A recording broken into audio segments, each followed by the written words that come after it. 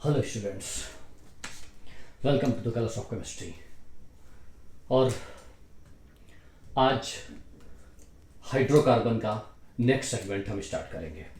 Hydrocarbon के next segment में already we have discussed alkene alkane की प्रिपरेशन प्रॉपर्टीज हमने कवर कर दी हैं, एल्कीन की भी प्रिपरेशन प्रॉपर्टीज कवर कर दी हैं। अब हम स्टार्ट करने वाले हैं एल्काइन। और ध्यान रखना है, एल्काइन को कवर करने के बाद फिर तीनों को हम एज ए टेस्टिंग में कवर करेंगे। और एल्काइन का चैप्टर भी कवर करने के लिए एज यूजुअल, जैसे हमने बिल्कुल बेसिक, जैसे एज यूजुअल ऑर्गेनिक आसान होती है ना, तो एल्कीन जैसे पढ़ा और एल्काइन पढ़ने से पहले एल्केन और एल्कीन को अच्छे से रिवीजन कर लो, अच्छे से रिवाइज कर लो। क्योंकि ध्यान रखिएगा, हमने आपको बताया है कि जो एल्कीन होता है that is called unsaturated hydrocarbon, and again alkyne is also unsaturated hydrocarbon due to presence of one sigma and one pi bond. Pi bond weak होता है, that's why it gives an number of electrophilic addition reactions, substitution reactions, बहुत सारी। And in same way alkyne भी वैसे का वैसा proceed होगा, क्योंकि इसमें तो एक सिग्मा दो पाई इलेक्ट्रॉन्स है। तो यहां पर भी एल्कीन की तरह सारी की सारी रिएक्शन प्रोसीड होने वाली हैं। कुछ भी नया नहीं है, सारी चीजें वैसे ही हैं, बस आप एक बार एल्कीन को अच्छे से रिवीजन कर लीजिए। यहां पर एल्काइन स्टार्ट करेंगे और वैसे ही सबसे पहले नॉमेनक्लेचर, फिर आइसोमेरिज्म, फिर जनरल मेथड्स ऑफ प्रिपरेशंस, उसके बाद प्रॉपर्टीज एंड लास्ट टेस्टिंग। ठीक है ना, चलिए आगे बढ़ेंगे। हमारा जो अगला टर्म है that is new unsaturated hydrocarbon में एक नया chapter that is called alkyne. Heading डालिए एल्काइन।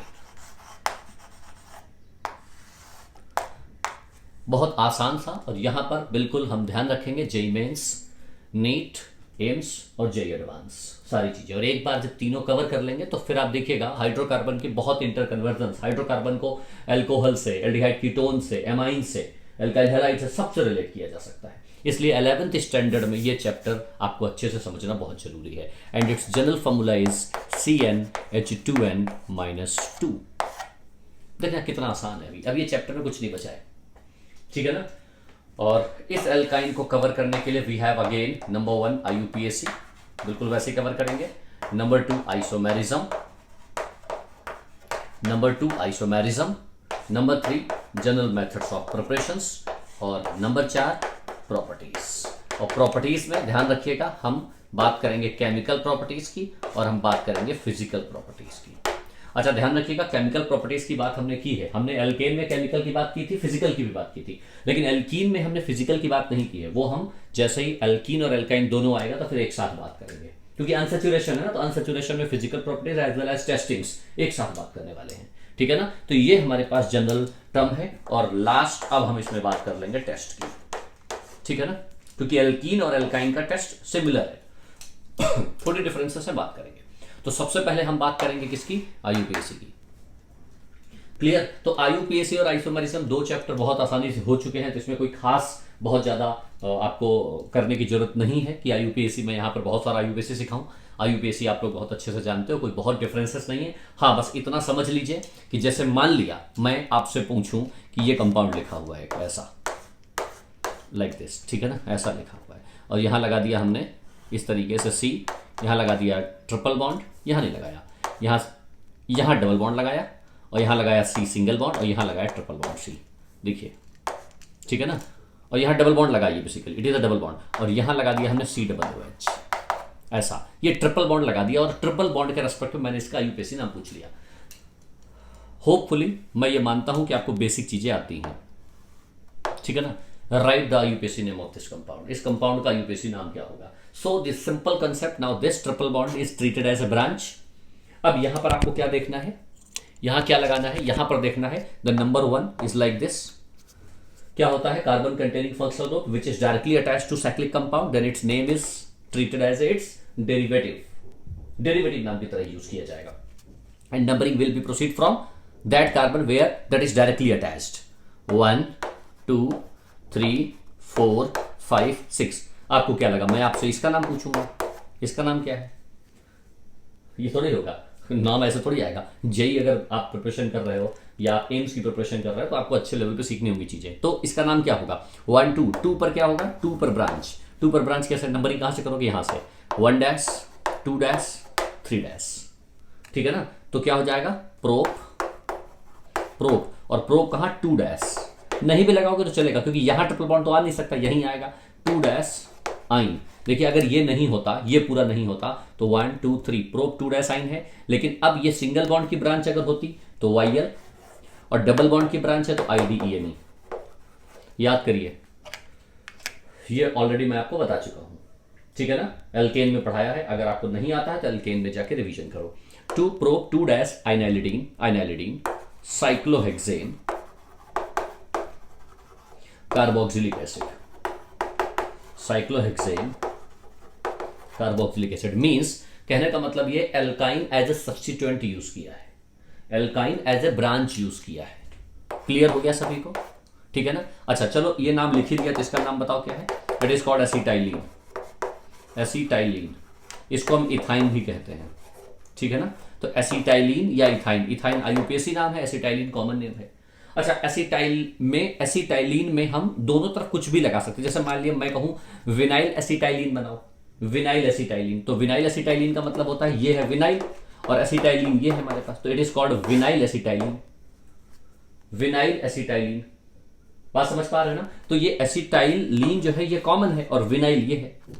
या मैं आपसे कहूं विनाइल एसिटाइलिन, मैं आपसे कहूं डाई एसिटाइल एसिटाइलिन, देखो क्या कह रहा हूं मैं कह रहा हूं कि डाई एसिटाइल एसिटाइलिन, तो एसिटाइलिन तो ये है और डाई एसिटाइल का मतलब इधर एसिटाइल और इधर एसिटाइल, क्योंकि हमें पता है ना कि ये वाला ग्रुप जो होता है वो एसिटाइल होता है ना, ठीक है ना। तो acetyl acetyl di acetyl acetylene. तो इस तरीके से इधर और इधर आप जो चाहो वो ग्रुप बना सकते हो। आप जो चाहो वो ग्रुप, डाई विनाइल एसिटाइलिन, दोनों तरफ विनाइल विनाइल लगा लो एलाइल एसिटाइलिन, एलाइल लगा के एसिटाइलिन लगा लो। समझ पा रहे हो ना। तो ये एक बहुत जनरल नेमिंग है, ये जनरल नेमिंग नॉमेनक्लेचर में बिल्कुल एज यूजुअल आपको क्लियर हो गई होगी। बस triple bond as a main chain use किया जाएगा, और अगर ब्रांच यूज किया जाता है तो ध्यान रखना एल्काइल, और एल्काइन में अगर सिंगल बॉन्ड की ब्रांच है एल्काइनाइल, और अगर डबल बॉन्ड की ब्रांच है, क्योंकि ट्रिपल बॉन्ड पे डबल बॉन्ड की ब्रांच नहीं हो सकती, हमेशा ट्रिपल बॉन्ड दूर होगा क्योंकि कार्बन की वैलेंसी 4 ही होगी ना मैक्सिमम। तो ऐसी सिचुएशन में ऐसे यूज किया जाएगा। बाकी COOH अगर एक से ज्यादा ग्रुप लगा दिए जाए, और कौन कौन से वेरिएशन है, n नंबर ऑफ क्वेश्चन जो है यहां फ्रेम किए जा सकते हैं। हमारा मेन टारगेट एल्काइन का है, ठीक है ना। तो it is simple, simple nomenclature. बहुत सारे कंपाउंड्स हम नेमिंग के फॉर्म में कर सकते हैं, ठीक है ना। उसके बाद अब अगर हम बात करते हैं अगला टर्म आइसोमेरिज्म का, तो आइसोमेरिज्म में केवल और केवल पूरा फुल चैप्टर पढ़ा हुआ है आइसोमेरिज्म का। आइसोमेरिज्म में आपको क्या करना है, कौन कौन से आइसोमेरिज्म शो करते हैं, मतलब chain, position, metamerism, tautomerism, functional और रिंग चेन, 1 2 3 4 5 6। उसके बाद OI, उसके बाद GI, जो जो शो करेंगे राइट और जो जो नहीं करेंगे क्रॉस। तो chain isomerism yes it can show, position yes it can show, metamerism show नहीं करेगा, ट्रिपल बॉन्ड मेटामेरिज्म शो नहीं करता है, टॉटोमेरिज्म शो नहीं करेगा, सॉरी, ठीक है ना। Functional it can show, ring chain it can show. Optical isomerism क्या है कि ट्रिपल बॉन्ड वाला कार्बन शो नहीं करेगा, लेकिन ट्रिपल बॉन्ड वाले के एडजेसेंट वाला कार्बन शो कर सकता है, मतलब कोई अल्काइन शो कर सकता है, काजल सेंटर जनरेट करवा सकते हैं एक्सेप्ट ट्रिपली बॉन्डेड कार्बन को छोड़ के। GI ट्रिपल बॉन्ड पे शो नहीं करेगा, ठीक है ना। अच्छा अब अगर मैं आपसे पूछ लूं कि चेन आइसोमेरिज्म शो कर रहा है, तो आप मुझे एक क्वेश्चन है आपके सामने कि minimum carbon atom of alkyne, minimum carbon atom of alkyne to show chain isomerism करता है, चेन का बताना है, पोजीशन करता है, पोजीशन करेगा, फंक्शनल करता है, फंक्शनल का करता बताना है, रिंग चेन करता है, रिंग चेन का बताना है, इवन OI का बताना है, जिसमें मेनली चेन, पोजीशन और OI ये हमारे पास थोड़े फ्रिक्वेंटली क्वेश्चंस पूछे जा सकते हैं। तो बेसिक लेवल पर आपसे मेंस लेवल पर क्वेश्चन पूछे जा सकते हैं कि how many minimum carbon atoms to show of alkyne of these isomers, ठीक है ना। तो देखो चेन आइसोमेरिज्म में मिनिमम कैसे, कितने मिनिमम कार्बन का अगर मैं आपसे कहूं चेन आइसोमेरिज्म शो कर सकता है, फॉर्मूला CnH2n-2 ये वाला फॉर्मूला ही होल्ड करना चाहिए, ठीक है ना। तो मिनिमम देखिए, अगर मैं आपसे 4 कार्बन कहूं 1 2 3 और 4, अगर मैं यहां से 3 कार्बन ऐसा लगा दूं, ऐसा ब्यूट 1 आइन, तो ब्यूट 1 किसमें, ब्यूट 2 में कन्वर्ट हो सकता है। देखो तो ये दोनों आपस में कौन सा आइसोमेरिज्म होगा, पोजीशन। बात समझ पा रहे हो। तो पोजीशन मिनिमम कितने कार्बन एटम के लिए होना चाहिए, पोजीशन मिनिमम 4 कार्बन एटम के लिए, minimum 4 carbon atoms of alkyne to show position isomerism. But 1 but 2। Clear. अच्छा, इसको आइसोब्यूटाइन नहीं बना सकते। अगर आइसोब्यूटाइन आप बनाओगे ना तो आपको ऐसे बनाना पड़ेगा, ऐसा ठीक है ना, कार्बन वैलेंसी 1 2 3 4 5 नायाब, ठीक है ना, विच इज नॉट पॉसिबल। तो ये तो हो ही नहीं सकता। तो 4 कार्बन में चेन आइसोमेरिज्म तो शो कर ही नहीं सकते हो। मिनिमम कितने, 5 ले सकते हो। आप 5 ले लीजिए, 1 2 3 4 और ये 5, पेंटाइन और आइसोपेंटाइन। देखो 1 2 3 4 5 ये, तो 1 2 3 4 5। बस समझ पा रहे हो। तो मिनिमम कितने, 5 कार्बन के साथ chain isomerism. Normal open chain alkyne में हम देखेंगे कि पेंटाइन और isopentyne, these two are chain isomers. ये मत पूछना कि चेन आइसोमेरिज्म होता क्या है, मैं बताने वाला भी नहीं हूं। मैंने पूरे प्रॉपर वीडियोस अपलोड किए हुए हैं। आप चेन आइसोमेरिज्म का, आइसोमेरिज्म नंबर 1, वहां पर चेन और पोजीशन आइसोमेरिज्म का हमने आज से 4-5 महीने पहले, 6-7 महीने पहले बनाया था। आप देख सकते हो वहां पे चेन आइसोमेरिज्म क्या होता है, पोजीशन आइसोमेरिज्म क्या होता है, ठीक है ना। अच्छा, फंक्शनल आइसोमेरिज्म आपको पता है। फंक्शनल आइसोमेरिज्म तो ये ट्रिपल बॉन्ड में ही आ जाएगा, 1 2 3 और साइक्लोप्रोपीन। ये समझ पा रहे हो ना। फंक्शनल आइसोमेरिज्म भी बताया है ना कि एल्कीन और साइक्लोएल्कीन ये आपस में फंक्शनल आइसोमर्स होते हैं। तो मिनिमम कितने, 1 2 3, 3 कार्बन का साइकिल भाई 3 कार्बन के बना सकते हो ना। हालांकि कंजुगेटेड डाइन्स भी बनते हैं तो कोई फर्क नहीं पड़ता है, डाइन्स भी बना सकते हो, साइक्लोप्रोपीन भी बना सकते हो ये। और रिंग चेन आइसोमेरिज्म भी सेम। रिंग चेन का मतलब एक रिंग और एक चेन, तो रिंग और चेन ये भी 3 के लिए रहेगा, फंक्शनल भी 3 के लिए रहेगा, ठीक है ना। तो रिंग चेन और फंक्शनल 3 के लिए रहेगा। अच्छा, उसके बाद अगर मैं आपसे OI की बात करूं तो OI में कार्बन सेंटर जनरेट करना होगा। तो कार्बन सेंटर आप ऐसे जनरेट कर लीजिए, ये कार्बन सेंटर जनरेट कर लीजिए, यहाँ H लगा दो, यहाँ CH3 लगा दो, यहाँ C2H5 लगा दो और यहाँ पर C ट्रिपल बॉन्ड CH लगा दो। मुझे एल्काइन चाहिए ना, तो ये पूरा एल्काइन हो गया। अब इन कार्बन पर कार्बन सेंटर तो जनरेट हो नहीं सकता, तो यहाँ क्या हो जाएगा, 1 2 3 4 5 6, कितने कार्बन, 6 कार्बन एटम। तो 6 कार्बन एटम्स। तो ये एक पूरी सीरीज है जिस तरीके से आप आइसोमेरिज्म को रिप्रेजेंट कर सकते हो। ये केवल मैंने आपको बस रिवीजन करवाया, हम ये मानते ही आपको आता है, ठीक है ना। Now we will start alkyne. अब यहां से हम एल्काइन स्टार्ट करेंगे। ये तो मैं केवल इसलिए बता देता हूं कि जाग जाओ आप लोग, दोबारा जाके फिर से रिवीजन कर लो, ठीक है ना। Now the preparation of alkyne, preparation of alkyne.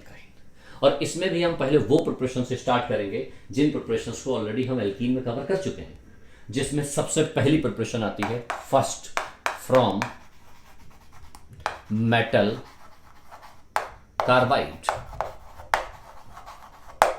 From metal carbide. Heading डालिए, from metal carbide. Metal carbide से किस तरीके से हम एल्काइन बनाएंगे। तो देखो क्या लिखोगे, when any metal carbide, when any metal carbide, कोई भी मेटल कार्बाइड हो, इज ट्रीटेड विद वाटर, चाहे आप वाटर से रिएक्शन करवाओ या किसी एसिड से रिएक्शन करवाओ।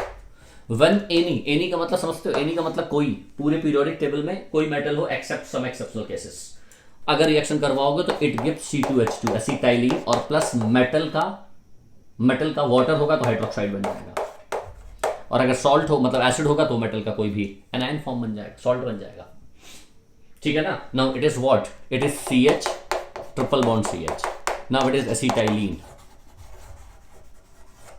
देख लो भाई इट इज एसिटाइलिन। क्लियर हो रहा है। अच्छा, यहां पर एक्सेप्शनल क्या है, एक्सेप्शनल देखिए कोई भी मेटल, हमने कहा कोई भी मेटल, यहां एनी मेटल आप यूज कर सकते हो। एल्केन की प्रिपरेशन में भी सेम हमने यूज किया था। एक्सेप्शनल क्या है, एक्सेप्शनल है हमारे पास, जरा देखिए, एक्सेप्शनल है एल्यूमिनियम, एक्सेप्शनल है बेरिलियम और एक्सेप्शनल है मैग्नीशियम। एल्यूमिनियम, बेरिलियम और मैग्नीशियम, ये 3 एक्सेप्शनल हैं। इवन मैंगनीज भी एक्सेप्शनल केस अब अपडेट हो गया है, मैंगनीज Mn भी एक्सेप्शनल केस के तौर पर यूज किया जाता है, लेकिन बुक्स में आपको भी Mn नहीं मिलेगा, Mn बुक्स में नहीं मिलेगा। मैंने कहा अपडेटेड है Mn भी, लेकिन अभी मैं बताऊंगा आपको। तो कोई भी मेटल कार्बाइड अगर इससे रिएक्शन करता है तो एसिटाइलिन बनता है, एक्सेप्ट एल्यूमिनियम, बेरिलियम, मैग्नीशियम।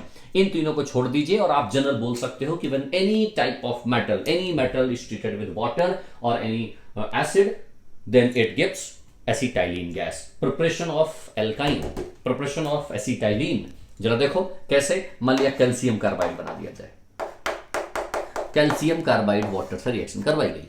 अब कैल्शियम कार्बाइड का फार्मूला CaC2 होता है। आप ये मत सोचना कार्बन वैलेंसी 4 C वैलेंसी 2, ये स्टेबल फॉर्म है कैल्शियम का कार्बाइड। और वाटर से रिएक्शन होगी तो क्या हो जाएगा, C2H2 बन जाएगा। बिल्कुल आप बिना इफ एंड बट के आप डायरेक्टली आप इसको लर्न कर सकते हो। देखिए ऐसा 2 मोल लिया था, बैलेंस नहीं किया मैंने, रिएक्शन बैलेंस कर लोगे भाई। इसमें क्या होता है कि C ट्रिपल बॉन्ड C, ठीक है ना, और इस तरीके से ऐसा कैल्शियम होता है और यहां पर, और ये प्लस वाटर, ठीक है ना। तो ये वाला बॉन्ड टूटता है, एक H इसको दिया जाता है, एक H इसको दिया जाता है और एक OH, मतलब 2 मोल के साथ इसमें, है ना। तो OH और OH कैल्शियम का हाइड्रोक्साइड और एक H से अटैच हो जाता है। तो हालांकि ये कोई विशेष कोई खास मैकेनिज्म नहीं है इसमें, ये सिंपल आयनिक बॉन्ड के थ्रू CaC2 बनता है। तो यहां पर ध्यान रखना है, कैल्शियम कार्बाइड वाटर से रिएक्शन करता है C2H2 और कैल्शियम का हाइड्रोक्साइड CaOH का होल्टोइस बनता है। तो ये क्या मेटल देखा जाए, क्या इन तीनों में से कोई है? नहीं। कोई और अगर मेटल है तो हमेशा वो बनेगा, लेकिन अगर ये 3 मेटल है तो इन 3 मेटल्स में देख लो जरा क्या है। अगर एल्यूमिनियम का कार्बाइड है या बेरिलियम का कार्बाइड है या मैग्नीशियम का कार्बाइड है, इन तीनों के कार्बाइड्स, एल्यूमिनियम के कार्बाइड का formula Al4C3 plus water, beryllium carbide का फॉर्मूला Be2C प्लस वाटर, ये फॉर्मूला है इनका, मतलब उनके स्टेबल फॉर्मूले हैं। Mg2C3 प्लस वाटर, ये उनके स्टेबल फॉर्मूले हैं। मतलब अगर ये 3 कार्बाइड्स होते हैं तो एल्यूमिनियम कार्बाइड में बनता है मीथेन और साथ में बन जाता है AlOH का होल थ्राइस।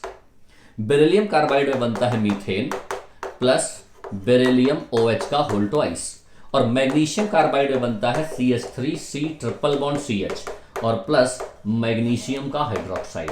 मतलब क्या, propyne. Aluminium gives methane, beryllium gives methane and magnesium gives propine, and except these elements, these metals, all metal carbide after treated with water always give acetylene gas. Now it is total concept, ये पूरा concept है। अच्छा, manganese Mn की बात की थी तो Mn manganese carbide भी Mn2C3 होता है और वाटर रिएक्शन करवाओगे मीथेन ही बनेगी। बुक्स में नहीं है इसलिए यूज नहीं कर रहा हूं मैं, अदरवाइज मैग्नीज भी अगर बाई चांस आ जाता है तो manganese Mn2C3 plus water it gives again methane, methane ही बनेगा। तो एल्यूमिनियम से, बेरिलियम से और मैग्नीज Mn से मीथेन बनता है, जबकि मैग्नीशियम से प्रोपाइन बनता है और इन चारों को छोड़ के बाकी सभी से एसिटाइलिन गैस बनती है। Now it is preparation of alkyne from metal carbide. Is that clear? Already I have discussed in alkane chapter. आगे बढ़ेंगे हम, आगे बढ़ेंगे। आसान सी थी, बहुत टफ नहीं थी। उसके बाद पहली प्रिपरेशन कवर होती है। अब हम बात करेंगे सेकंड प्रिपरेशन की, और सेकंड प्रिपरेशन भी कोई खास बहुत टफ नहीं है। डीहाइड्रोहेलोजिनेशन, डीहाइड्रोहेलोजिनेशन, डीहाइड्रोहेलोजिनेशन और एल्काइन के लिए यही सबसे इंपॉर्टेंट प्रिपरेशन है, ठीक है ना। डीहाइड्रोहेलोजिनेशन याद होगा आपको, प्रिपरेशन ऑफ एल्कीन में कर चुके हैं। डीहाइड्रोहेलोजिनेशन वो E2 एलिमिनेशन याद आ रहा है ना, E2 elimination reaction, dehydrohalogenation that is E2 elimination reaction. तो E2 elimination reaction already same, बिल्कुल वैसे ही। तो E2 एलिमिनेशन रिएक्शन क्या है लिखो, when, right, when any gem और विस डाइहैलाइड, व्हेन एनी जेम और विस डाइहैलाइड, किसी भी जेम को ले लो या विस डाइहैलाइड ले लो, is treated with alcoholic KOH। देखिए अल्कोहलिक KOH याद आ गया होगा आपको, strong base elimination, strong base alcoholic KOH। हमने कहा था कि स्ट्रॉन्ग, वीक बेस जो है वो E1 के लिए होता है और स्ट्रॉन्ग बेस जो होता है वो E2 के लिए होता है।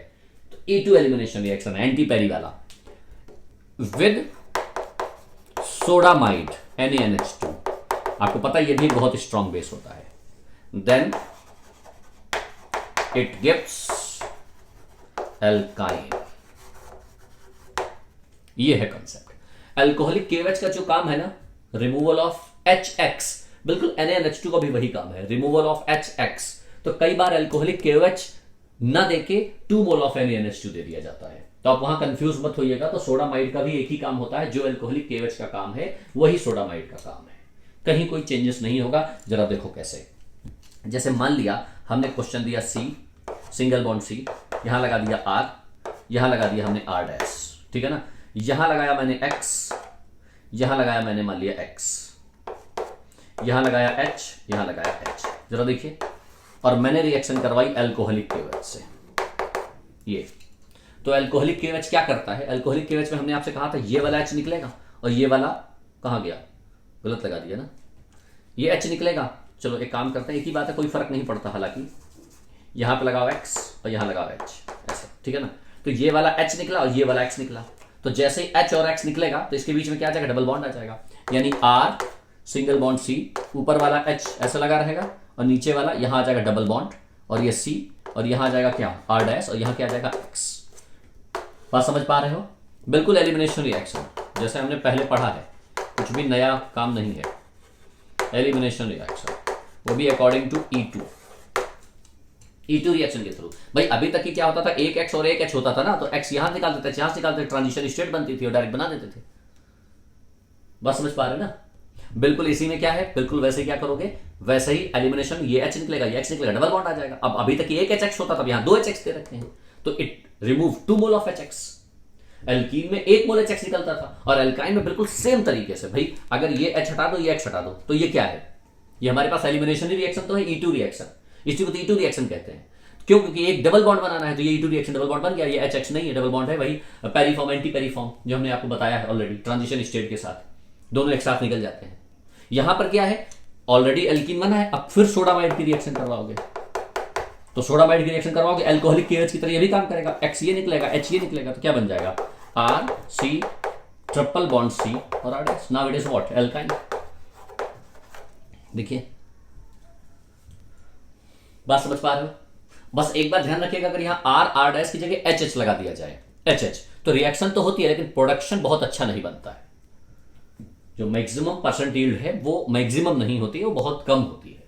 तो कहीं कहीं ये भी लिखा होता है कि यहां पर HH ना हो, बाकी कोई भी अल्काइन हो, हालांकि बुक्स बना देती हैं वो भी, लेकिन उसका अगर इंडस्ट्रियल लेवल पर देखा जाए तो उसका जो परसेंटेज यील्ड होता है वो कम होता है, लेकिन बन जाता है। तो now it is simple dehydrohalogenation.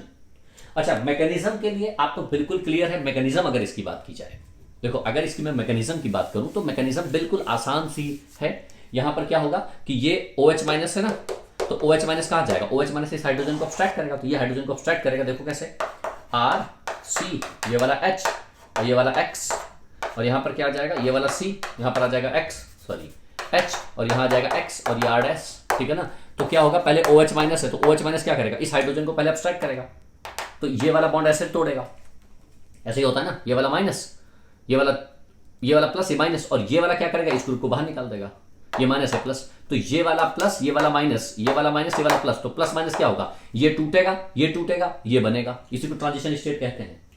ये टूटेगा, ये टूटेगा, ये बनेगा, वही तो बना है। बात समझ पा रहे ना, और ये बन गया वैसे ही, और इसके बाद वापस NaNH2, आपको पता है NH2 माइनस भी एक बहुत अच्छा बेस होता है, Na पॉजिटिव NH2 माइनस बहुत अच्छा बेस है, तो ये बेस क्या करेगा, NH2 माइनस को वापस फिर ऐसे निकालेगा, ये प्लस ये माइनस और ये प्लस ये माइनस, तो प्लस माइनस फिर एक बॉन्ड बनने लगेगा, HX फिर निकल जाएगा, फिर वही प्रोडक्ट बन जाएगा।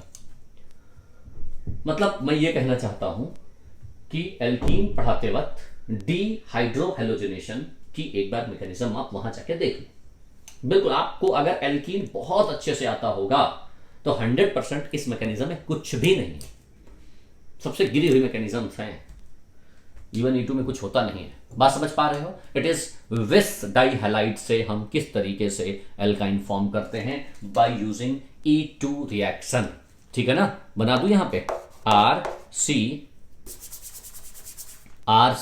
और यहां क्या हो जाएगा, ये X लगा रहेगा, डबल बॉन्ड C R' और यहां H लगा रहेगा, वापस फिर से NH2 माइनस, फिर ये अटैक करेगा, प्लस माइनस, ये प्लस माइनस, ये बॉन्ड बनेगा R C triple bond C R dash. बिल्कुल, तो ध्यान रखना है alcoholic KOH in presence of sodamide लिया जा सकता है, या डायरेक्ट कह सकते हो in presence of sodamide, sorry 2 mole of sodamide, क्योंकि NaNH2 का काम वही है ना, तो कभी कभी अल्कोहलिक KOH न लेकर 2 मोल सोडामाइड भी लिया जा सकता है, कोई भी प्रॉब्लम नहीं होगी, ठीक है ना। तो ये है बिल्कुल वैसे ही डिहाइड्रोहेलोजनेशन जैसे एल्कीन में हम लोगों ने पढ़ा था। अच्छा, बिल्कुल इसी तरीके से आर सी, ठीक है ना, यहां पर लगाया हमने X, यहां लगाया हमने X, और यहां लगाया CH2, यहां लगाया R डैश। देखिए बिल्कुल उसी तरीके से इसकी रिएक्शन करवा दीजिए आप, किससे, alcoholic KOH in presence of sodamide, बिल्कुल उसी तरीके से।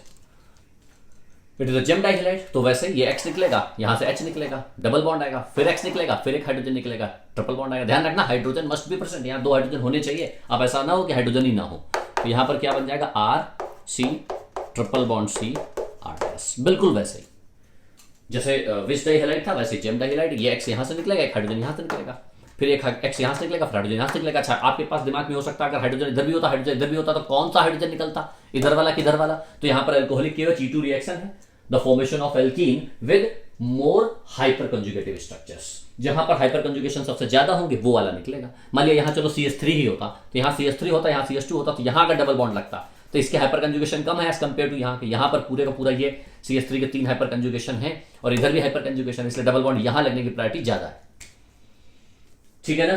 तो इस तरीके से हम जेम डाइहाइलाइड और विच डाइहाइलाइड की with the same E2 mechanism के थ्रू हम प्रोडक्ट फॉर्म कर पाते हैं। It is second preparation of alkyne, second preparation of alkyne. Alkyne ध्यान रखना प्रिपरेशंस बहुत आसान है और बहुत छोटी, बहुत कम है, बहुत ज्यादा प्रिपरेशंस है ही नहीं इसमें। हाँ, प्रॉपर्टीज थोड़ी सी इंपॉर्टेंट है और प्रॉपर्टीज में हम इनका यूज करेंगे, ठीक है ना। उसके बाद आगे बढ़ेंगे थर्ड प्रिपरेशन। थर्ड प्रिपरेशन क्या है, देखो सिंपल कोल्ब्स इलेक्ट्रोलाइसिस पढ़ा है ना, कोल्ब्स इलेक्ट्रोलाइसिस। ये रिएक्शन जानते हो कितनी बार पढ़ा चुके हैं, 2 बार रिएक्शन पढ़ा चुके हैं विद मैकेनिज्म, और वहां पर भी एल्काइन भी पढ़ाया था, तो यहां बस रिपीट कर लेते हैं। क्या, C डबल बॉन्ड C, यहां लिखेंगे COONA और यहां लिखेंगे COONA, याद आया। यहां लगा दो क्या, हाइड्रोजन, और यहां लगा दो क्या, हाइड्रोजन। सोडियम मैलिएट, सोडियम मैलिएट, ठीक है ना। सोडियम देखिए मैलिएट, मैलेइक एसिड, मैलेइक एसिड से मैलिएट बना है। मैलिक एसिड अलग होता है, मैलेइक एसिड अलग होता है, मैलोनिक एसिड अलग होता है, मैंडेलिक एसिड अलग होता है, सारे एसिड्स अलग अलग हैं। ये है मैलेइक एसिड। भाई मैलेइक एसिड का तो सोडियम हटाओ, H लगा दो तो HH maleic acid. Cis form है ना इसका, इसका ट्रांसफॉर्म फ्यूमेरिक होता है, तो ये सिस फॉर्म मैलेइक है और सोडियम सॉल्ट का मैलिएट है, ठीक है ना। अब आपको क्या करना है कि इसका इलेक्ट्रोलिसिस करवाना है, इसका इलेक्ट्रोलिसिस करवाना है। तो आपको हमने क्या बताया था कि कैथोड और एनोड पे, तो ये वाला बॉन्ड यहां से आपको ब्रेक कर देना है, बिल्कुल ऐसे, ठीक है ना। तो ये आ जाएगा आपका एनोड और ये आ जाएगा आपका कैथोड। ये हमने डायरेक्ट टेक्निक बताई थी आपको, मैकेनिज्म भी बताई थी आपको, डायरेक्ट टेक्निक भी बताई थी कि ये क्या है कि डायरेक्टली एनोड और ये कैथोड। तो कैथोड पर क्या होगा, NaOH और plus hydrogen gas, NaOH plus hydrogen gas, ठीक है ना, 2 मोल के साथ निकल जाएगा। अब ये क्या बनेगा, इसको बनाना है CO2 निकलेगा, यहां से CO2 निकलेगा तो 2 मोल CO2 निकलेगा और प्लस ये बन जाएगा C ट्रिपल बॉन्ड C, और यहां पर ये वाला हाइड्रोजन और ये वाला हाइड्रोजन। मतलब अगर यहां सिंगल होता तो डबल हो जाता, डबल है तो सिंगल हो जाएगा, सॉरी ट्रिपल हो जाएगा। तो now it is what, acetylene. Clear है, मैकेनिज्म बिल्कुल आपको क्लियर है कि Na निकलेगा, माइनस चार्ज के साथ आएगा, माइनस चार्ज इलेक्ट्रॉन के फॉर्म में निकलेगा, फ्री रेडिकल बनेगा। तो आपको बस केवल इतना याद रखना होगा, C और यहां हाइड्रोजन और यहां हाइड्रोजन, ये COO ये फ्री रेडिकल, ये फ्री रेडिकल, याद है ना। तो आपको मैं डायरेक्ट यहां पर एक ग्लिम्स दे देता हूं, वहां पर प्रॉपर मैकेनिज्म बताइए, यहां ग्लिम्स दे देता हूं। आपको क्या करना है, COO माइनस, भाई देखो ना, COO माइनस ये, CO माइनस ये, तो जब ये निकलेगा तो एक इलेक्ट्रॉन ये, एक इलेक्ट्रॉन ये, और इलेक्ट्रॉन इलेक्ट्रॉन के फॉर्म में बाहर निकल जाएगा।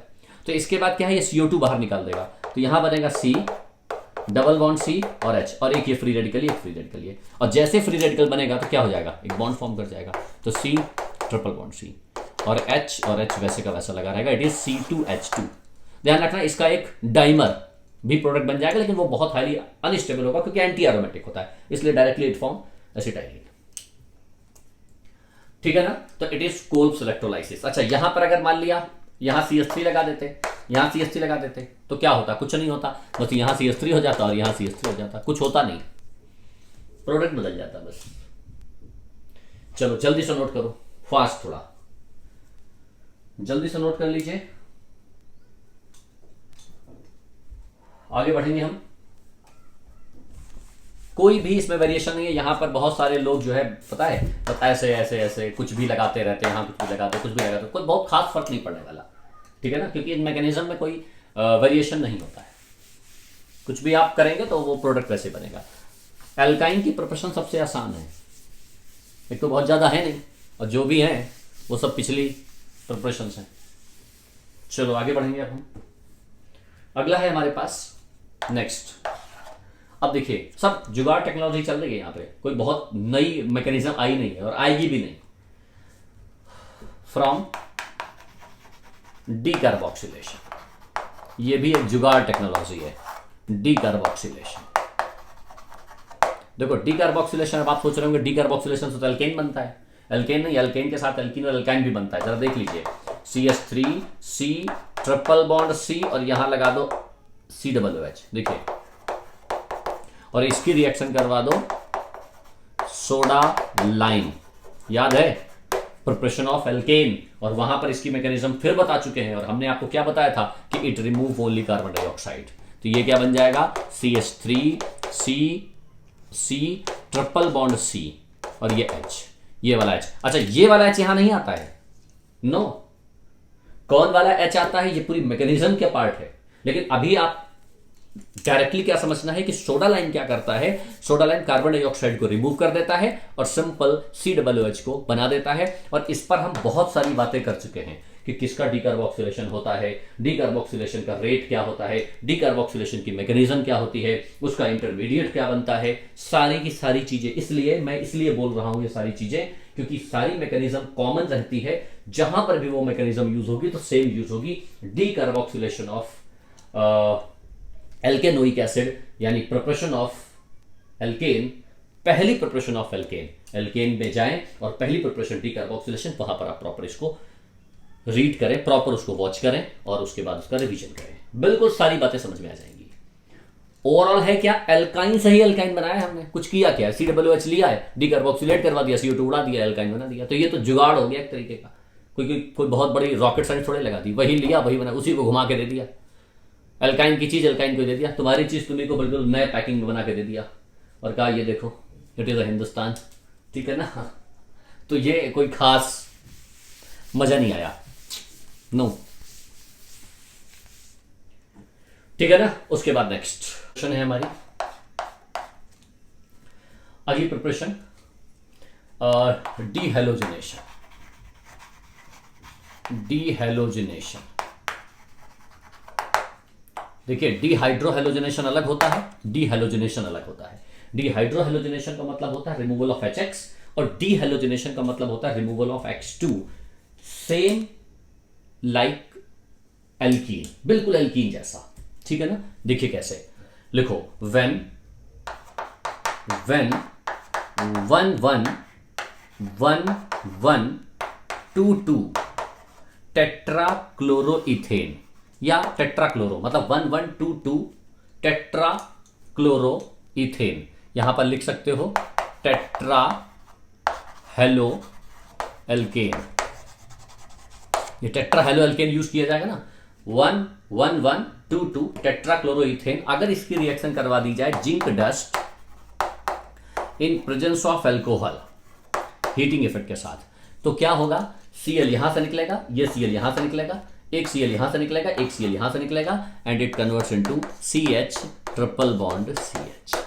देखिए बिल्कुल वैसे ही जैसे हमने वहां पर डीहेलोजिनेशन पढ़ा था ना, कहां पर, एल्कीन पे। देखो ये सारी चीजों को अच्छे से समझने के लिए एक बार एल्कीन का रिवीजन कर लीजिए। एल्कीन का रिवीजन करने के बाद आपको ये सारी चीजें बहुत अच्छे से समझ में आएंगी। विदाउट यूजिंग एल्कीन आपको यहां पर दिक्कत आएगी, ठीक है ना। तो हम्बल रिक्वेस्ट है, सबसे पहले जाओ और डबल बॉन्ड वाली सारी रिएक्शंस को समझो, उसके बाद फिर वापस यहां आओ, ठीक है ना। तो डी हेलोजनेशन का मतलब वही एक्स यहां से निकलेगा और वो दूसरा एक्स यहां से निकलेगा। तो ये सीएल यहां से निकला, ये सीएल यहां से निकला, तो क्या हुआ, एक बैलेंस यहां से बैलेंस डबल बॉन्ड, और एक सीएल यहां से निकला, एक सीएल यहां से निकला, तो क्या होगा, एक और बॉन्ड, तो that is called triple bond. बात समझ पा रहे हो। तो it is called preparation of alkyne, D halogenation, इसको हम डी हेलोजनेशन के नाम से जानते हैं। क्लियर हो रहा है।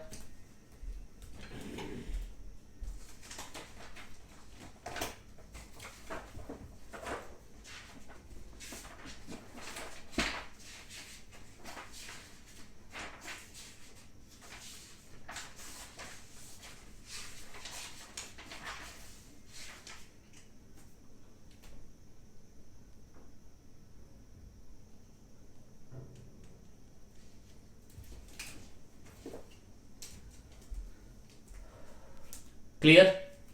और साथ में क्या निकलेगा, Zn के साथ ये Cl2 Zn Cl2, 2 mole of Zn Cl2 निकल जाएगा। क्लियर। उसके बाद अब नेक्स्ट आगे बढ़ेंगे, बहुत छोटी छोटी है, बिल्कुल सेम लेवल पर जो टर्म एंड कंडीशंस, जो प्रॉपर्टीज, जो एलिमिनेशन रिएक्शंस डबल बॉन्ड में लगी थी वही सारी यहां लगी हैं। तो बहुत ज्यादा मुझको यहां पर फोकस करने की जरूरत नहीं है। वहां डीहेलोजनेशन जो डबल बॉन्ड में था वही ट्रिपल बॉन्ड में, बिल्कुल वैसे ही। एक्स कहां से निकलेगा, किस प्लेन से निकलेगा, किस प्लेन से ये निकलेगा, बिल्कुल वैसे ही सेम पैटर्न, ठीक है ना। आगे बढ़ेंगे, अगली प्रश्न है हमारी, अब एल्काइन से हम एल्काइन बनाएंगे। जरा देखिएगा, ये लिखा हुआ है CH3 C triple bond C H, और रिएक्शन करवा दी गई सोडामाइड से, सोडामाइड से NaNH2। आपको पता है ये बहुत अच्छा बेस होता है। तो क्या होता है कि ये वाला हमारे पास एसिडिक हाइड्रोजन है, तो ये वाला Na+NH2- ये वाला अमोनिया निकाल देता है, और ये Na इसके साथ CH3 C triple bond C और डॉट Na, तो Na+Cl-, सोडियम का ये अल्कानाइड फॉर्म हो जाता है। जो भी प्रोपाइन है तो प्रोपाइनाइड बन जाएगा सोडियम का। और अगर इसकी रिएक्शन किसी भी अल्काइल हैलाइड से करवा दी जाए, तो अल्काइल हैलाइड क्या होता है, ये देखिए बहुत अच्छा बेस है।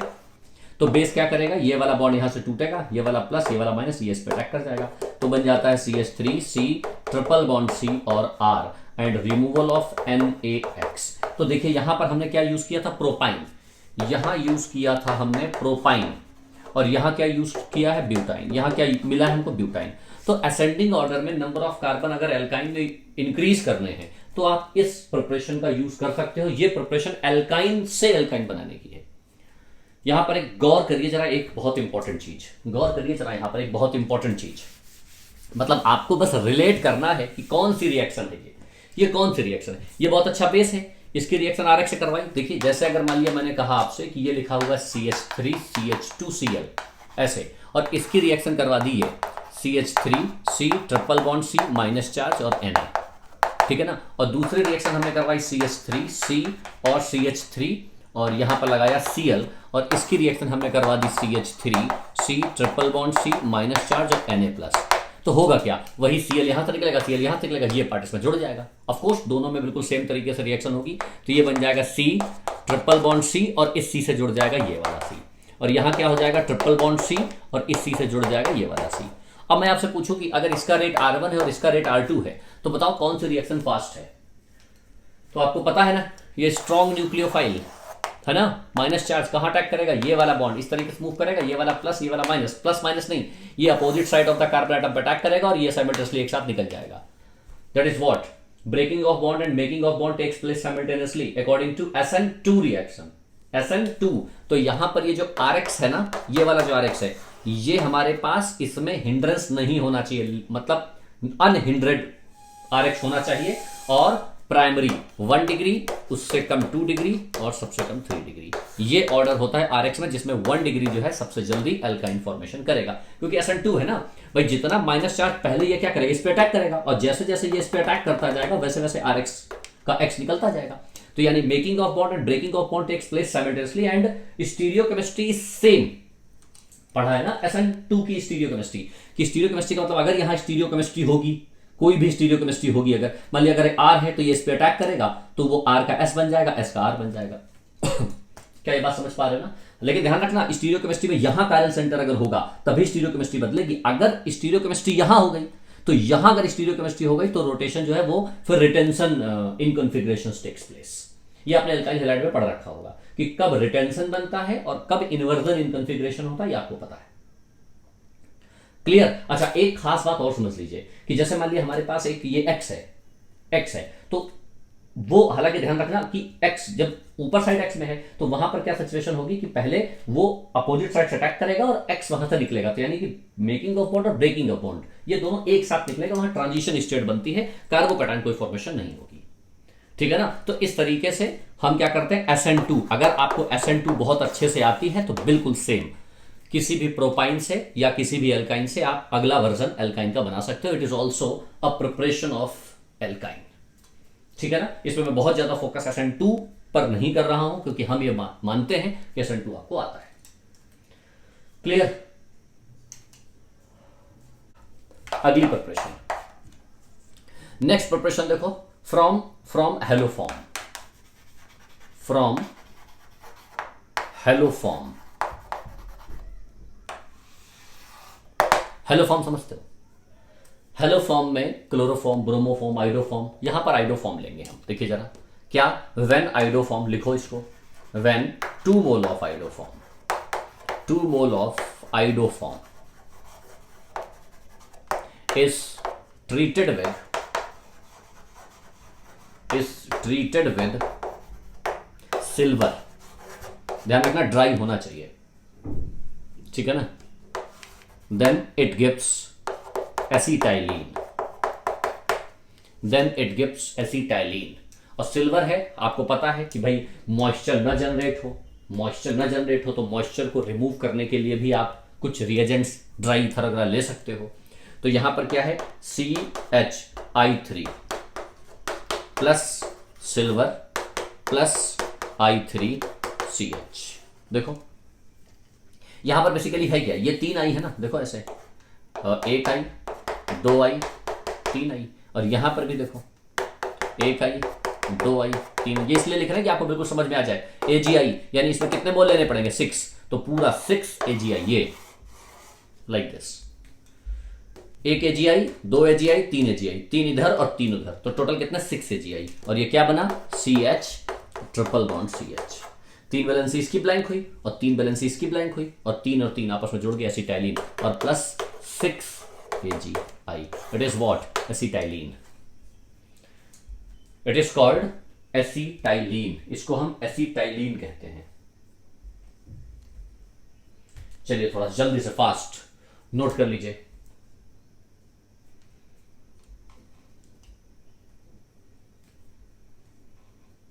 क्लियर हो गया? एसिटाइलिन मतलब एल्काइन बनाने का बहुत आसान सा तरीका, बस आप इसमें बढ़ा दो, अगर इथाइल कर दोगे तो इधर इथाइल और इधर इथाइल, कोई फर्क नहीं पड़ता, वो सेम फॉर्म हो जाएगा, कहीं कोई वेरिएशन नहीं होता है। बहुत आसान से प्री डिफाइंड प्रिपरेशंस हैं। तो एल्काइन की प्रिपरेशंस बहुत ज्यादा टफ नहीं होती हैं, बहुत आसान होती हैं। अच्छा, हेलोफॉर्म क्या है? हेलोफॉर्म में हमने आपसे कहा है, यहां पर आइडोफॉर्म इसलिए यूज किया है क्योंकि सबसे ज्यादा रिएक्टिव होता है, इसलिए आइडोफॉर्म से बनाना सबसे आसान है। ठीक है ना? अच्छा, हेलोफॉर्म कैसे बनता है, हेलोफॉर्म रिएक्शन क्या है, हेलोफॉर्म के बारे में और डेप्थ में एल्डिहाइड कीटोन में डिस्कस करेंगे हम। एल्डिहाइड कीटोन में हेलोफॉर्म की प्रॉपर रिएक्शन ही है कि हेलोफॉर्म बनता कैसे, ये क्लोरोफॉर्म, ब्रोमोफॉर्म, आइडोफॉर्म जो है ना, ये कैसे बना, तो आइडोफॉर्म बनाने का तरीका हम वहां सीखेंगे। ठीक है ना? उसके बाद अब एल्काइन बनाने की कुछ इंडस्ट्रियल प्रोसेस देख लो। ठीक है ना? कुछ इंडस्ट्रियल प्रोसेस, हम इंडस्ट्रियल प्रोसेस कैसे बनाएंगे, देखिए कैसे करेंगे। तो सबसे पहली जो प्रिपरेशन थी वो मेटल कार्बाइड वाली ही है। मेटल कार्बाइड मतलब ये जो मेटल कार्बाइड वाली है ये इंडस्ट्रियल प्रोसेस ही है, जो अभी हमने बात की है इंडस्ट्रियल प्रोसेस से है। अच्छा, दूसरा क्या है कि अगर मीथेन का अगर ऑक्सीजन के साथ रिएक्शन करवा दी जाए, मीथेन की अगर ऑक्सीजन के साथ रिएक्शन करवा दी जाए, वो भी कितना, 1500 डिग्री सेल्सियस पे, ध्यान रखिएगा, बहुत हाई टेम्परेचर, इंडस्ट्रियल प्रोसेस होता है। मीथेन की रिएक्शन अगर ऑक्सीजन से करवाई जाए 1500 डिग्री सेल्सियस पे, तो जानते हो क्या बनेगा? तो एसिटाइलिन बनेगा, CH ट्रिपल बॉन्ड CH। और साथ में, हाँ भाई, साथ में क्या निकल सकता है? साथ में निकलता है हाइड्रोजन गैस और प्लस कार्बन मोनोऑक्साइड गैस। बहुत इंपॉर्टेंट है, ध्यान रखिएगा। मीथेन की रिएक्शन ऑक्सीजन से करवाओगे, इंडस्ट्रियल प्रोसेस है, मीथेन की ऑक्सीजन से रिएक्शन करवाओगे 1500 डिग्री सेल्सियस, एसिटाइलिन बनेगा और प्लस हाइड्रोजन बनेगा और प्लस साथ में CO बनेगा। जरा इस रिएक्शन को बैलेंस कर सकते हो? चलो जरा इस रिएक्शन को बैलेंस करके दिखाओ मुझे। कितने लोग इस रिएक्शन को बैलेंस कर सकते हैं? कितने लोग इस रिएक्शन को बैलेंस कर सकते हैं? बैलेंस कर पाओगे? ये 6, ठीक है ना? हाँ भाई, मैंने बता दिया 6:1 का रेशियो होता है ये। 6:1 का रेशियो होता है, इतना मैंने बता दिया है। नाउ बैलेंस इट, जल्दी से बैलेंस करिए इसको, ठीक है ना? अब तो बैलेंस कर लोगे ना? ये आ जाएगा यहां पे 2, 2 2 4 और हाइड्रोजन कितने आ गए? 2 2 4 2 6। हाँ भाई, बैलेंस करना भाई जरूरी। यहां पर कार्बन कितने हैं? कार्बन है 6 और यहां कार्बन कितने हैं? C2। बेसिकली ये लिखा है ना C2H2, तो C2H2 का मतलब 2 2 4 और 4 2 6। देखिए ये C2H2 है ना, आप ऐसे मान लो ना, C2H2 को ऐसे लिख लो, तो 2 2 4 और 4 2 6, तो 6 कार्बन उधर 6 कार्बन उधर। ऑक्सीजन कितने हैं? 2 ऑक्सीजन इधर है, 2 ऑक्सीजन इधर है। अब हाइड्रोजन देखो क्या बैलेंस है? 2 2 4 और 4 2 6, 2 2 4 और 4 2 6, और यहां कितने हैं? 6 4 24। क्या बात समझ पा रहे हो? ठीक है ना? तो 24 है, तो यहां क्या करें? यहां कितने हैं? 2 2 4 4, तो कितना जोड़ दें यहां पे हम? 20/4 यानी 10। 10 2 20 और 24। Now it is the balanced. तो देखिए ये सारी चीजें तो बैलेंसिंग है। हालांकि ऑर्गेनिक केमिस्ट्री में आपसे कभी बैलेंसिंग नहीं पूछी जाएगी, ठीक है ना? चलो जल्दी से नोट कर लीजिए इसको, ठीक है ना? अच्छा, एक बात और, अब इसी की एक और हमारे पास प्रिपरेशन है कि मीथेन है। सिंपल आप मीथेन ले लीजिए, इसके लिए आपको मीथेन आपके पास अवेलेबल होनी चाहिए। मीथेन को अगर इलेक्ट्रिक आर्क की प्रेजेंस में अगर हीट कर दिया जाए, इलेक्ट्रिक आर्क की प्रेजेंस में, तो एसिटाइलिन गैस बन जाती है। इलेक्ट्रिक आर्क एक हमारे पास इक्विपमेंट है, कंडीशन है इलेक्ट्रिक आर्क की, कि अगर मीथेन को इलेक्ट्रिक आर्क की प्रेजेंस में अगर हीट कर दिया जाता है तो एसिटाइलिन प्लस हाइड्रोजन गैस बन जाती है। चलो बैलेंस कर लो इसको भी, एसिटाइलिन प्लस हाइड्रोजन गैस बन जाती है। एसिटाइलिन प्लस हाइड्रोजन गैस बन जाती है, ठीक है ना? बैलेंसिंग तो आ ही जाएगी ना, बैलेंसिंग में कोई खास प्रॉब्लम नहीं है। अगला एक और हमारे पास प्रिपरेशन है, कार्बन की रिएक्शन अगर हाइड्रोजन से करवा दो। लेकिन ध्यान रखना, कार्बन के हाइड्रोजन से रिएक्शन करवाओगे इन जनरल नॉर्मल टेम्परेचर पर मीथेन वगैरह बनने लगती है, लेकिन इसका टेम्परेचर अगर हम कितना कर दें, 2000 डिग्री सेल्सियस से 2500 डिग्री सेल्सियस के आसपास, तो यहां एसिटाइलिन बन जाती है। बहुत हाई टेम्परेचर पर फर्नेसेस वगैरह यूज की जाती है उसके लिए, बहुत हाई टेम्परेचर पर अगर रिएक्शन करवाओगे तो it gives CH triple bond CH, acetylene form होती है, डायरेक्ट एसिटाइलिन फॉर्म हो जाती है, ठीक है ना? तो these some industrial process to prepare acetylene. बात समझ पा रहे हैं? तो इस सिचुएशन में यहां पर क्या किया हमने, एल्काइन की प्रिपरेशंस को कवर किया है। कोई बहुत खास प्रिपरेशंस नहीं है इसकी। अब इसकी खास प्रॉपर्टीज आएंगी, ठीक है ना? अब हम इसकी स्टार्ट करेंगे क्या, प्रॉपर्टीज। आगे बढ़ते हैं। अब अगला जो हमारा टर्म है that is called properties of alkyne. तो ये थी हमारी प्रिपरेशंस, और आगे अब अगला टॉपिक, सबसे पहले हम बात करेंगे केमिकल प्रॉपर्टीज की, और उसके बाद फिर हम बात करेंगे फिजिकल प्रॉपर्टीज की। तो सबसे पहले बात करते हैं केमिकल प्रॉपर्टीज की। केमिकल प्रॉपर्टीज, और मैं आपको बिल्कुल क्लियर बता दूं केमिकल प्रॉपर्टीज का मतलब यह होता है कि अगर आपको एल्कीन की सारी प्रॉपर्टीज पता है तो 101% same properties, same mechanism, same concepts are used in alkyne. जैसा कि हमने पहले भी कहा था कि डबल बॉन्ड और ट्रिपल बॉन्ड, डबल बॉन्ड में भी इलेक्ट्रोफिलिक एडिशन रिएक्शन होती है और ट्रिपल बॉन्ड में भी इलेक्ट्रोफिलिक एडिशन रिएक्शन होती है। लेकिन मैं आपको बता दूं, रेट जो होता है, रेट डबल बॉन्ड का ज्यादा होता है या ट्रिपल बॉन्ड का ज्यादा होता है। तो अभी मैं मैकेनिज्म करूंगा तो आपको आइडिया लग जाएगा कि डबल बॉन्ड का रेट ज्यादा है या ट्रिपल बॉन्ड का रेट ज्यादा है। इवन हमने आपको हाइड्रोजनेशन में बता दिया था कि ट्रिपल बॉन्ड का रेट बहुत ज्यादा होता है, ट्रिपल बॉन्ड वाला रेट ज्यादा होता है, ये बात मैंने आपको बता दिया था हाइड्रोजनेशन के केस में, ठीक है ना, कि अगर हाइड्रोजनेशन कराया जाए तो ट्रिपल बॉन्ड जो है फास्ट होता है। लेकिन यहां कुछ उल्टा होता है। यहां सिचुएशन देखिए, हम सबसे पहले बात करेंगे सेम इलेक्ट्रोफिलिक एडिशन रिएक्शन की। देखिए सबसे पहले बात करेंगे इलेक्ट्रोफिलिक एडिशन रिएक्शन। बहुत आसान है, बहुत टफ नहीं है, बिल्कुल वैसे ही जैसे एल्कीन की होती है बिल्कुल वैसे ही इसमें भी होगी। इलेक्ट्रोफिलिक एडिशन रिएक्शन का मतलब क्या है कि हम रिएक्शन करेंगे HX से, हम HX से रिएक्शन कर सकते हैं, हम रिएक्शन कर सकते हैं HOX से, हम रिएक्शन कर सकते हैं X2 से इन प्रेजेंस ऑफ CCl4, हम रिएक्शन कर सकते हैं किससे, X2, HOX और HX, और किसी से रिएक्शन कराई जा सकती है भाई देखिए ये भी सेम, HX का मतलब HBr से करा सकते हो, HCl से करा सकते हो, HI से करा सकते हो। यहां पर HOX में HOCl, HOBr, HOI में से रिएक्शन करा सकते हो। ये X2 का मतलब हो गया इन प्रेजेंस ऑफ CCl4, मतलब ट्रिपल बॉन्ड या डबल बॉन्ड पे इनकी रिएक्शन करवाई थी हमने। हाँ भाई, और रिएक्शन करवाई जा सकती है वाटर से, यानी कि H2O से, H2O in presence of H+, वही जो एसिडिक हाइड्रेशन हमने आपको पढ़ाया था, एसिडिक हाइड्रेशन वैसे ही करा सकते हो। तो हम स्टेप बाय स्टेप सबसे पहले इसे, और इन सभी में, अच्छा एक बात और बता दूं मैं आपको, मैंने एल्कीन में भी आपको बताया है कि यहां पर जब कार्बोकटायन बनेगा, दो तरीके का कार्बोकटायन बनेगा, एक क्लासिकल कार्बोकटायन और एक नॉन क्लासिकल कार्बोकटायन।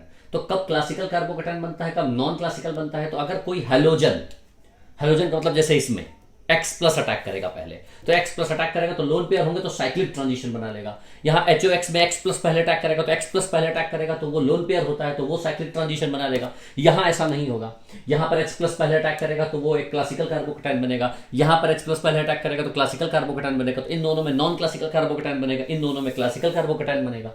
मैकेनिज्म बिल्कुल डबल बॉन्ड वाली, ठीक है ना। तो सबसे पहले हम क्या करने वाले हैं, रिएक्शन विद, सबसे पहले रिएक्शन कैसे करवाएंगे, HX से। देखो पहला रिएक्शन विद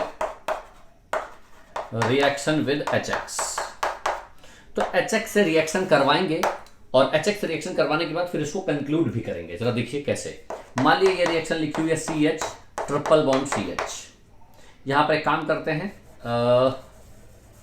चलिए CH ही ले लेते हैं, CH है ना, इसकी रिएक्शन करवा दी किससे, HX से।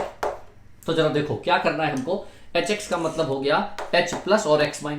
अब यहां पर क्या होता है कि ये इलेक्ट्रॉन इसको प्रोवाइड करेगा तो बॉन्ड इस तरीके से टूट जाएगा, तो यहां आ जाएगा प्लस, यहां आ जाएगा माइनस, तो ये H+ कैसे इस पे अटैक कर जाएगा। बात सबको समझ में आ रही, भाई यहां पर डबल बॉन्ड तो बहुत ज्यादा है, सॉरी ट्रिपल बॉन्ड है, पाई इलेक्ट्रॉन्स बहुत ज्यादा है, तो प्लस और माइनस इलेक्ट्रॉन इस तरफ शिफ्ट होंगे, ये H+ इस पे अटैक कर जाएगा, तो क्या आ जाएगा, ये CH पर प्लस चार्ज और यहां क्या आ जाएगा CH2, देखिए है ना, और ये वाला प्लस और ये वाला माइनस, इस माइनस पर ये अटैक कर गया CH2। अच्छा बॉन्ड ये डबल बॉन्ड है, क्या ये बात समझ पा रहे हो। अब आप यहां देखो ये विनाइल कार्बोकटायन बन गया, विनाइल कार्बोकटायन, और यहां पर अब ये X इस पे अटैक कर जाएगा, X- इस पे अटैक कर जाएगा, तो ये बन जाएगा क्या, CH2 double bond, sorry CH double bond CH2 और यहां अटैक कर जाएगा X, ठीक है ना, विनाइल हैलाइड बन गया, एक मोल रिएक्शन करने पर एक इक्विवेलेंट, ठीक है ना। लेकिन अब यहां पर डबल बॉन्ड है, एक मोल और HX अटैक कर सकता है इसमें, तो हमेशा ध्यान रखिएगा क्योंकि यहां पर भी अभी पाई बॉन्ड है ना, और पाई बॉन्ड आपको पता है कि ये it is easily approachable towards HX। Electrophilic addition reaction double bond करता है तो ट्रिपल बॉन्ड पहले डबल में आएगा, डबल फिर सिंगल में आएगा, तो यहां पर क्या होगा, ये वाला बॉन्ड फिर टूटेगा, किस तरीके से, इलेक्ट्रॉन इस तरीके से जाएंगे, क्यों, क्योंकि X क्या होता है, X इलेक्ट्रॉन विड्रॉइंग ग्रुप होता है ना, तो इलेक्ट्रॉन विड्रॉइंग ग्रुप आएगा तो यहाँ प्लस और यहाँ माइनस, तो ये वाला H+ ये माइनस, तो ये वाला H+ इस पे अटैक कर जाएगा, तो ये H+ इस पे अटैक कर जाएगा, क्या बन जाएगा CH, और यहाँ बन जाएगा CH2 पर पॉजिटिव चार्ज, और यहाँ पर रहेगा X और इस पर ये H अटैक कर जाएगा। ये बात समझ पा रहे हो। तो अब जरा एक बात देखो, ये HX इस पे अटैक कर रहा है तो ये वाला कार्बोकटायन बन रहा है, और ये HX कर रहा है तो ये वाला कार्बोकटायन बन रहा है, तो आप देखते हो अगर इसका मान लिया रेट R1 है और इसका रेट अगर R2 है, तो जरा बता सकते हो R1 फास्ट है कि R2 फास्ट है। तो आपको पता है कि R1 जो कार्बोकटायन बन रहा है ना, तो rate of the reaction with respect to triple bond is directly proportional to stability of carbocation. ये कार्बोकटायन विनाइल कार्बोकटायन है, देखिए विनाइल कार्बोकटायन है, विनाइल कार्बोकटायन, और ये वाला हमारे पास नॉर्मल 1 डिग्री कार्बोकैटायन है, तो which one is more stable, this one is more stable as compare to this one. तो R2 का रेट ज्यादा होगा R1 से, तो R2 is greater than R1, उसका रेट ज्यादा होगा इससे। डबल बॉन्ड का रेट ज्यादा होता है ट्रिपल बॉन्ड से, दिख रहा है ना इसमें भाई, इस पे अटैक करना भाई, ये विनाइल बन रहा है, ये इस पे ये बन रहा है ठीक है ना। अच्छा, इस पे एक मोल और अटैक कर गया तो ये बन गया। अब ये प्लस चार्ज, ये प्लस चार्ज, अब इस प्लस चार्ज, ये प्लस चार्ज यहां शिफ्ट हो जाए, जरा देखो ये प्लस चार्ज यहां शिफ्ट हो जाए भाई। पहले H प्लस अटैक किया था ना, तो H प्लस पहले अटैक कर गया, तो H प्लस अटैक करने के बाद फ्री हो गया। H प्लस जैसे इस पे अटैक किया तो ये कार्बोकैटायन फ्री स्टेट में आ गया, और जैसे कार्बोकैटायन फ्री स्टेट में आ गया तो वैसे ही क्या होगा, अब ये प्लस चार्ज यहां शिफ्ट आ जाएगा। तो यहां शिफ्ट क्यों होगा, क्योंकि 4 सिंगल लोन पे हाइड्रोजन स्टेबलाइज हो जाएगा, तो यहां आ जाएगा CH2 सिंगल बॉन्ड CH, तो एक हाइड्रोजन इधर चला जाएगा, तो यहां एक हाइड्रोजन यहां चला जाएगा, और यहां पर आ जाएगा क्या, प्लस चार्ज, और एक X यहां लगा रहेगा, और दूसरा X माइनस क्या यहां अटैक कर जाएगा। तो ये बन जाएगा किस तरीके से, CH सिंगल बॉन्ड CH3, और ये एक X और ये एक X। Now it is what, gem dihalide, gem dihalide, ध्यान रखिएगा जेम डाइहैलाइड फॉर्म करता है। तो इस पूरी मैकेनिज्म में कुछ बेसिक बातें हमको लिखनी होंगी, कुछ बेसिक बातें। कौन सी बेसिक बातें लिखनी होंगी, सबसे पहले यहां पर क्या होता है, एडिशन ऑफ HX जो है according to Markovnikov rule apply होता है। मार्कोवनिकॉफ रूल, यहां ये फेल ही नहीं होगा, ध्यान रखिएगा, मार्कोवनिकॉफ रूल फेल होता है, ये वाला जैसे भी कंडीशन है। और यहां पर जो रेट है वो R2 is greater than R1 होता है। क्या ये समझ पा रहे हो। और ये रिएक्शन जो होती है वो रीजियो सेलेक्टिव होती है। ये कुछ बातें बिल्कुल बेसिक आपको ध्यान रखनी होगी। रेजियो सेलेक्टिव होता है, और हमेशा ट्रिपल बॉन्ड में क्या होता है, 2 इक्विवेलेंट यूज किए जाते हैं। 2 इक्विवेलेंट मोल लिखने की जरूरत है, 2 equivalent of HX is used, तभी वो ट्रिपल बॉन्ड से डबल आता है, डबल बॉन्ड से सिंगल आ जाता है। तो 2 यहां पर इक्विवेलेंट यूज किए जाते हैं। तो ये कुछ बेसिक बातें आपके दिमाग में एकदम फिट होनी चाहिए कि भाई ये कंडीशंस होंगी। यहां पर ध्यान रखना है कि अगर एक से ज्यादा कंपाउंड लेंगे, मान लिया एक से ज्यादा कार्बन लेंगे, तो भी मैकेनिज्म बिल्कुल इसी तरीके से होगी। R2 R1 से ज्यादा होगा, पहले HX अटैक करेगा, HX में H प्लस अटैक करेगा, और X प्लस अटैक करने के बाद ये पॉजिटिव चार्ज है, ध्यान रखिएगा, ये पॉजिटिव चार्ज यहां पर X यहां अटैक किया है भाई, ऑफकोर्स ये पॉजिटिव चार्ज तो कहीं शिफ्ट हो नहीं सकता। ऑफकोर्स ये क्लासिकल कार्बोकैटायन है, लेकिन ये शिफ्ट नहीं हो सकता। ये शिफ्ट नहीं होगा तो ऑफकोर्स X को यहीं अटैक करना पड़ेगा, X यहीं अटैक कर गया, उसके बाद H प्लस फिर अटैक किया, तो ये प्लस ये माइनस, H प्लस यहां अटैक कर गया। अब प्लस वाला जब यहां अटैक किया तो ये प्लस चार्ज है, अब ये प्लस चार्ज यहां शिफ्ट हो जाएगा, क्योंकि ये वाला रेजोनेंस के साथ मेसोमेरिक इफेक्ट के साथ ज्यादा स्टेबल है, तो प्लस यहां आ गया। और ये, और हमेशा सबसे इंपॉर्टेंट बात यहां तो लिखी नहीं, कौन सी, जेम डाइहैलाइड इज फॉर्म्ड, मतलब इसी पॉइंट में एक लिख लीजिएगा कि ऑलवेज जेम डाइहैलाइड इज फॉर्म्ड, हमेशा जेम डाइहैलाइड ही बनता है। तो 1 2 3 4 5 6 basic points reaction with HX के हैं जो कि आपको याद रखने पड़ेंगे, ठीक है ना। अब जरा मैकेनिज्म देखो, अब ये तो मैंने बेसिक मैकेनिज्म आपको बता दी। अब अगर मान लिया हमने थोड़ा सा क्वेश्चन चेंज किया, थोड़ा सा स्टेप बाय स्टेप चेंज किया। रीजियो सेलेक्टिव समझते हो ना, रीजियो सेलेक्टिव का मतलब जो प्रोडक्ट बनते हैं वो हमारे आपस में स्ट्रक्चरल आइसोमर्स होते हैं, अगर एक से ज्यादा प्रोडक्ट बनते हैं। देखो अगर मान लिया क्वेश्चन ये दिया गया CH3C ट्रिपल बॉन्ड CH ऐसा दे दिया गया, और यहां पर रिएक्शन करवाई गई 2 मोल ऑफ HBr, तो प्रोडक्ट बना सकते हो बिना किसी इफ एंड बट के। क्या करना है, ट्रिपल बॉन्ड मार्कोनिकॉफ रूल बनेगा, मार्कोनिकॉफ रूल से CH3C यहां बन जाएगा CH3, और यहां लग जाएगा Br, और यहां लग जाएगा Br। Now it is the Markovnikov rule, यहां 0 यहां 1, तो मिनिमम निगेटिव पार्ट वहां अटैच होगा जहां मिनिमम हाइड्रोजन्स होंगे, तो यहां पर अटैक करके डायरेक्ट प्रोडक्ट बना सकते हो, ठीक है ना। लेकिन मैकेनिज्म हमको समझनी है, हम तो साइंस के स्टूडेंट्स हैं ना, तो हर बात समझते हैं कि ऐसा हुआ क्यों। सबसे पहले क्या अटैक करेगा, H plus Br minus, H plus Br minus, तो H प्लस पहले क्या करेगा, H प्लस पहले इस पे, ये आप ऐसा सोच लेगा CCl4 की प्रेजेंस में होता है, ऐसा नहीं HBr टूटेगा H प्लस इस पे अटैक करेगा, ऐसा नहीं होता है। ये नॉन पोलर सॉल्वेंट में होता है, ये इलेक्ट्रॉन्स पहुंच जाता है, तो ये इलेक्ट्रॉन पे H प्लस को देता है, तो बेसिकली क्या, ये इलेक्ट्रॉन इस तरीके से टूटता है, ये प्लस ये माइनस, तो ये वाला H प्लस इस पे अटैक कर जाता है, तो यहाँ क्या बन जाएगा CH3C, ये डबल बॉन्ड, और यहां क्या लग जाएगा CH2 और पॉजिटिव चार्ज। देखो विनाइल कार्बोकैटायन बना ना, जो कि अनस्टेबल होता है, ठीक है ना।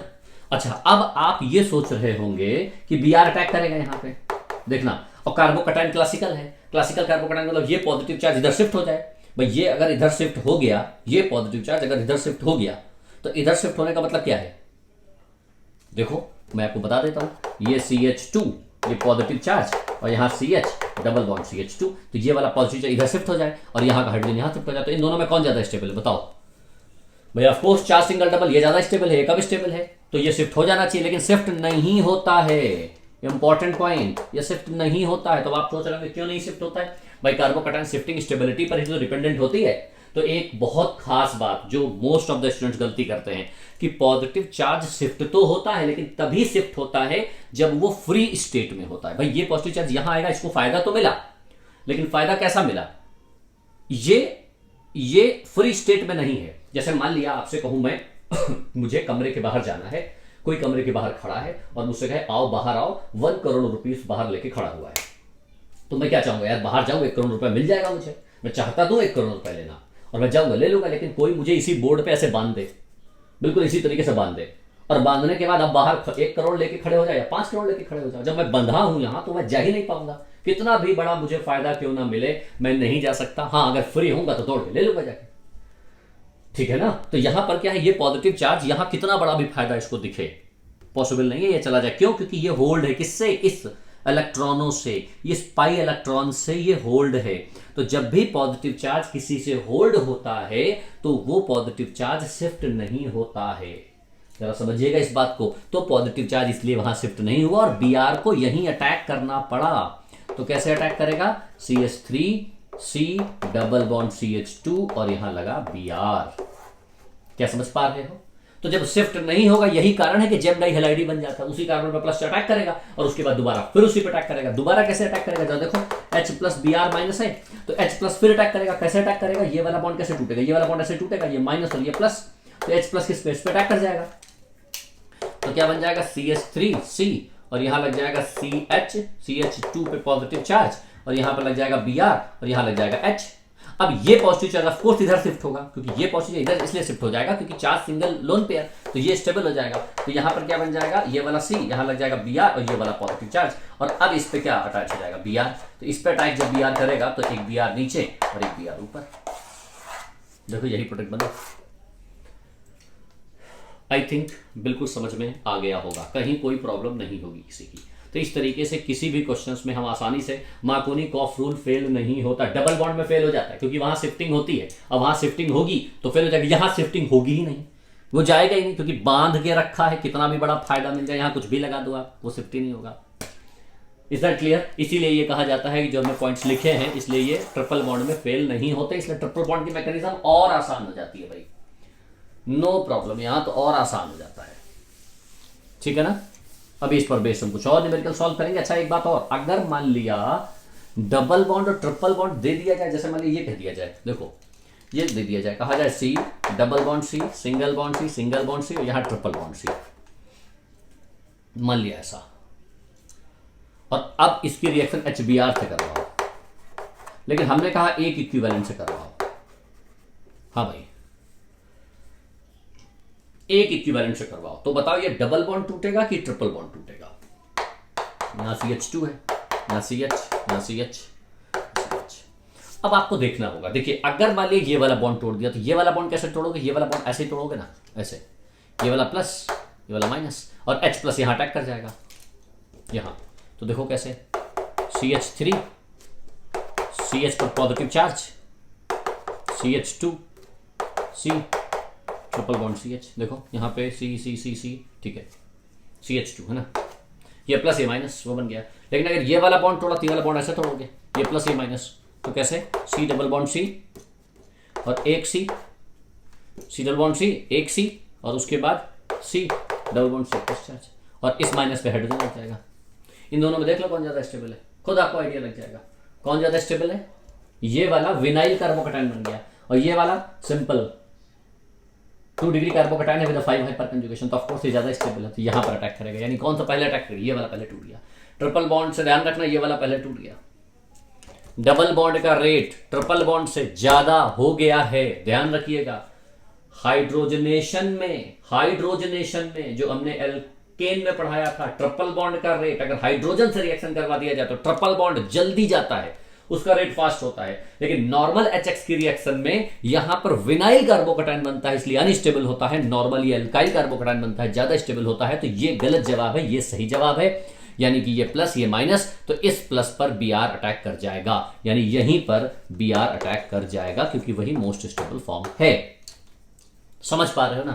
लेकिन इसमें एक बात और समझ लीजिए, एक क्वेश्चन और दे देता हूं जरा। ऐसी सिचुएशन अगर आ जाए, देख लो भाई, ऐसी सिचुएशन अगर आ जाए HBr की एक इक्विवेलेंट रिएक्शन करवा दो, कई बार कुछ वेरिएशन कर दिया जाता है ना, तो अब भी वही सिचुएशन है। आप ऐसा सोचेंगे कि ये प्लस ये माइनस, तो इस प्लस माइनस में मैं ऊपर वाला कर देता हूं, जरा इस बात को जरा समझ लो अच्छे से, है ना? क्या है, यहां पे दो कंडीशंस हैं। देखो ये वाला बॉन्ड अगर ऐसे टूटा, ऐसे क्यों टूटेगा, ऐसे तोड़ो ना, ऐसा, है ना? तो ये प्लस ये माइनस यहां तोड़ते हैं, तो क्या हो जाएगा, C ये प्लस चार्ज, और यहां पे C ट्रिपल बॉन्ड C, ऐसा। और अगर नीचे वाला तोड़ा तो ऐसे टूटेगा, तो नीचे वाले पे क्या टूटेगा, C double bond C, single bond C, double bond C, और ये वाला प्लस चार्ज। देखो ठीक है ना? अब यहां पर भी सिचुएशन वही है। आपको ऐसा लग सकता है कि भाई ये वाला जो है ये विनाइल कार्बोकैटायन है, और ये वाला हमारे पास सिंपल हाइपर कंजुगेशन वाला पार्ट है। तो यहां पर जानते हो क्या, यहां पर ये वाला ज्यादा स्टेबल हो जाता है। क्यों? क्योंकि डबल सिंगल डबल कंजुगेशन में आने की वजह से स्टेबिलिटी उसकी ड्रास्टिकली इंक्रीज हो जाती है, जो कि ये एक्सपेरिमेंटल एस्पेक्ट है। जबकि कार्बोकैटायन में देखा जाए, vinyl carbocation undoubtedly it is less stable. लेकिन यहां पर क्या होता है कि डबल सिंगल डबल, यानी कि अगर अल्टरनेटिव फॉर्म में होता है, तो अल्टरनेटिव फॉर्म में ट्रिपल बॉन्ड पहले ब्रेक हो जाता है due to the formation of conjugation diene of more stable compound, hence it is a more stable. और उस कंडीशन पे फिर Br यहां लग जाएगा। Now it is final answer. Is that clear? तो ये था basic electrophilic addition reaction of HX।